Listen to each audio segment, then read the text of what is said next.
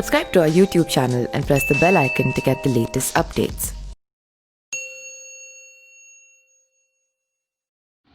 नमस्कार, मैं पिंटू सिंह यादव आप सभी का स्वागत करते हैं न्यूज़ लाइव में। दोस्तों, बिहार में विधानसभा चुनाव नज़दीक आ चुका है और अब नॉमिनेशन का दौर भी लगभग अंतिम दौर में है। वहीं अगर हम बात करें तो सभी पार्टियां जो है अपने अपने कैंडिडेट को मैदान में उतार चुकी है। वहीं एनडीए अलायंस कितने कितने सीटों पर चुनाव लड़ेंगे ये भी बात हो चुकी है। वहीं अगर हम महागठबंधन की बात करें तो महागठबंधन में भी जो अलग अलग पार्टियाँ हैं वो कितने कितने सीटों पर चुनाव लड़ेंगे इसको भी लेकर घोषणा हो चुकी है। और जो पहले चरण का मतदान है उसको लेकर सारी पार्टियां अपना अपना सिंबल देकर अपने नेता को विधानसभा में नॉमिनेशन और विधानसभा चुनाव के वोटों की तैयारी के लिए मैदान में भेजना शुरू कर दी है। लेकिन अभी भी सबसे ज़्यादा जो चर्चा नाम में चल रहा है वो नाम चल रहा है एलजेपी यानी कि लोक जनशक्ति पार्टी की जो सुप्रीमो चिराग पासवान हैं उनको लेकर, क्योंकि चिराग पासवान पहले से ही नीतीश कुमार पर निशाना साधते आ रहे थे और ऐसे कयास लगाए जा रहे थे कि नीतीश कुमार को चेहरा मानेंगे नहीं और बिहार में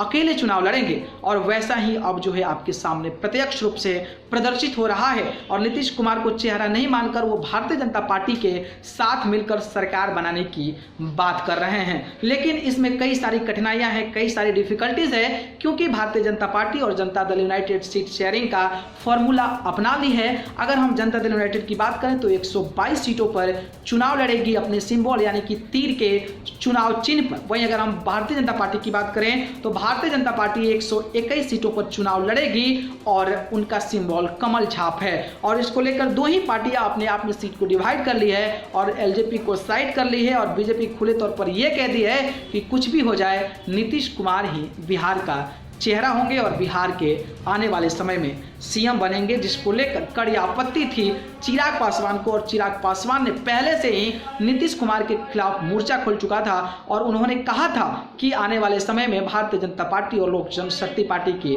सरकार बनेगी। वैसे में अब जनता दल यूनाइटेड और बीजेपी की सीट शेयरिंग फार्मूला कन्फर्म हो चुका है, जिसमें जनता दल यूनाइटेड 122 लड़ेगी, उसमें से 8 या 9 सीटें जो है वो हिंदुस्तान अवाम मोर्चा यानी कि जीताराम मांझी को देगी। वहीं अगर हम बीजेपी की बात करें तो एलजेपी के जो आपके वीआईपी हैं यानी कि विकासशील इंसान पार्टी मुकेश सहनी की जो पार्टी है वो लगभग 6 सीटों पर चुनाव लड़ेगी। और ऐसा कहा जा रहा था कि एलजेपी जो है वो कहीं ना कहीं जेडीयू के खिलाफ चुनाव मैदान में अपने प्रत्याशियों को उतार सकती है और इसको लेकर अब कयास जो है आगे बढ़ रहा है। और चिराग पासवान जो है अब नीतीश कुमार के खिलाफ जो है चुनाव में उतारने की प्रक्रिया शुरू कर दिए हैं। जी हाँ, जहां पर जनता दल यूनाइटेड को सीट मिला है यानी कि जो जनता दल यूनाइटेड है उसको जहां से टिकट मिला है वहां पर अब जो है एलजेपी भारतीय जनता पार्टी के नाराज नेताओं को खोजने की कोशिश कर रही है और उन नेताओं को ही जनता दल यूनाइटेड जहां से खड़ी हो रही है उस सीट पर वोट देकर कहीं ना कहीं उनको सीट देकर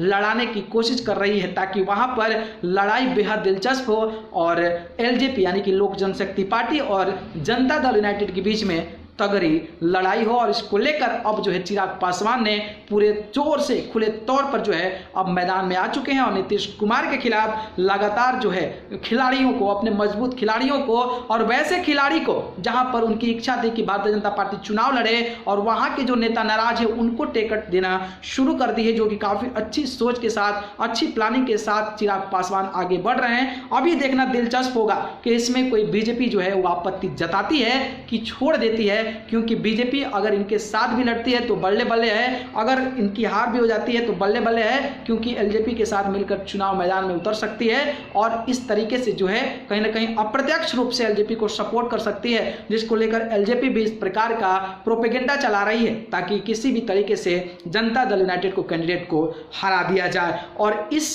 मामले को लेकर अब बिहार में हलचल हुई है और लोग सख्ते में पड़े हैं कि आखिरकार भारतीय जनता पार्टी को जिताया जाए, लोक जनशक्ति पार्टी को जिताया जाए, फिर जनता दल यूनाइटेड को जिताया जाए। लेकिन जिस तरीके से चिराग पासवान ने बगावत कर जनता दल यूनाइटेड के खिलाफ जो है चुनाव लड़ाने के अपने प्रत्याशियों की ये प्रयास की है, ये कहीं ना कहीं भारतीय जनता पार्टी इसमें ना नुकुर नहीं कर रही है। भले ही वो कह चुकी है कि नरेंद्र मोदी और अमित शाह का नाम नहीं लेना है, लेकिन अगर किसी कैंडिडेट को एलजेपी लड़ाती है तो उसमें बीजेपी को भी आपत्ति नहीं होगी। अगर बीजेपी की आपत्ति नहीं है मतलब ये है कि कहीं ना कहीं बीजेपी साइलेंट पार्टनर की तरह जो है वो बिहार में बिहेव कर रही है और वो चाहती है कि कि जदयू की कम से कम सीटें आए और एलजेपी ज़्यादा जीते, ताकि आने वाले समय में नीतीश कुमार को बायकॉट कर सरकार अपनी बना ली जाए। क्योंकि चुनाव है, चुनाव के पहले कुछ और कहा जाता है, चुनाव के बाद कुछ और रणनीति होती है और उस समय का अनुमान जो होता है उसके अनुसार ही लगाया जाता है। लेकिन आपकी क्या विचार है इस बात को लेकर, हमें कमेंट बॉक्स में ज़रूर बताइए। अगर वीडियो पसंद आया तो उसको लाइक कमेंट शेयर कीजिए और चैनल को पसंद करते हैं तो सब्सक्राइब कर जरूर जुड़िए। आप सभी को बहुत बहुत धन्यवाद।